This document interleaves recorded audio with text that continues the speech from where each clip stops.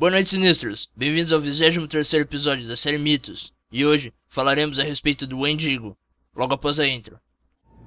O erro do mundo.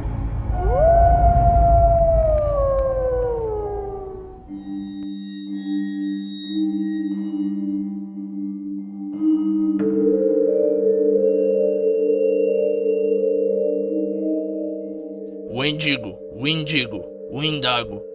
Com algumas pesquisas simples, vemos que existem variações na pronúncia de seu nome, embora de acordo com algumas representações, certas características são mais evidentes que outras. Mesmo assim, estamos de modo geral falando da mesma criatura. Assim como o Thunderbird teria origem nas lendas das tribos norte-americanas, o Wendigo seria um ser metade homem e metade besta, muito feroz, inteligente e com uma força e velocidade muito superior à do ser humano. Dois cenários dariam origem a essa criatura.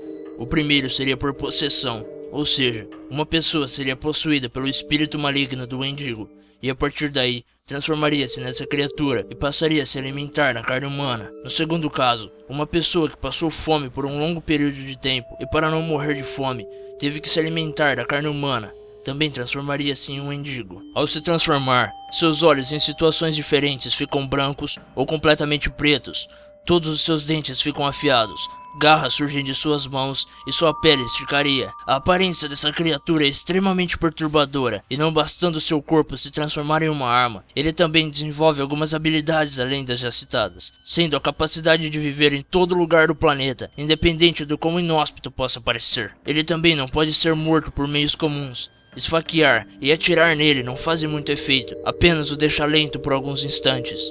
Porém, algumas formas de matá-lo são conhecidas. A mais comum seria o fogo, e talvez a única que realmente funcionaria nesse caso. Em certas situações, é dito que a prata também daria fim na criatura. Mas para evitar a fadiga compensa mais tacar fogo, não concorda? Ao se tornar um canibal completo, o Wendigo tem vários poderes para poder caçar. E claro, ele caça somente seres humanos. Ele tem a capacidade de espalhar uma doença, conhecida como febre Wendigo. O que essa doença faz é bem simples e agonizantemente dolorosa. A criatura libera um odor no qual sua vítima inspira. Até aí tudo bem, porém, ao começar a fazer efeito, mostra quão cruel esse monstro pode ser. A vítima sente dores nos braços e nas pernas, ao ponto de perder o controle e simplesmente correr em direção à mata, gritando e agonizando de dor. E aí, meu amigo, é delivery? É estranho, pois essa criatura seria o caçador perfeito em relação ao ser humano. Uma outra de suas habilidades seria de, mesmo sendo uma criatura terrível e abominável, ela poderia imitar a voz humana para poder atrair as pessoas. Pessoas pedindo socorro nas florestas, crianças chorando próximo a elas, e coisas assim. O Wendigo poderia viver em vários lugares, mas cavernas e casas abandonadas nas florestas seriam sem dúvida a morada predileta dessa criatura. Teria a capacidade de hibernar por anos. Precavido e ligeiro, claro que juntaria um rango caso desse uma fome. Sacumé, né? É dito que ele nunca ficaria satisfeito, talvez graças à maldição, ou como queiram chamar, ele nunca se saciaria. Após terminar uma refeição, ele iria em busca da outra, e por esse motivo, seria símbolo da fome e ganância. Entre as tribos norte-americanas, temos os Algonquian People. Eles não são exatamente uma tribo, pois em tempos de necessidade, se dividiam e dessa forma acabaram se fragmentando em várias. O que eles têm em comum é a língua e a cultura. Para eles, o canibalismo é um ato extremamente repulsivo e não pode ser cometido, nem mesmo para salvar a própria vida. Em face a esse tipo de situação, o suicídio seria mais aceitável do que provar a carne humana. E quem o fizesse, teria um só destino: se transformar no monstro Wendigo.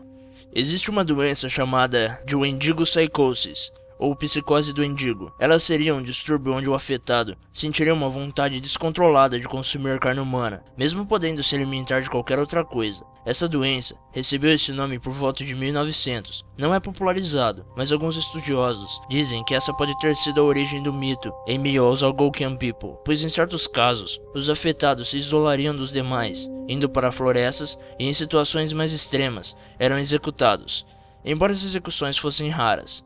O mais comum era, após os curandeiros das tribos não obtiverem sucesso na cura, eles normalmente isolavam os doentes, pois alguns dos sintomas, além da agressividade, seriam tendências antissociais. Mas aí, essa é só minha forma de ver as coisas. E você, o que pensa sobre o Wendigo? Muito obrigado a todos por assistirem o vídeo. Não se esqueçam de deixar o seu gostei aqui embaixo, de se inscrever no canal e de comentar. Eu sou o errado e esse é o erro do mundo. Adeus.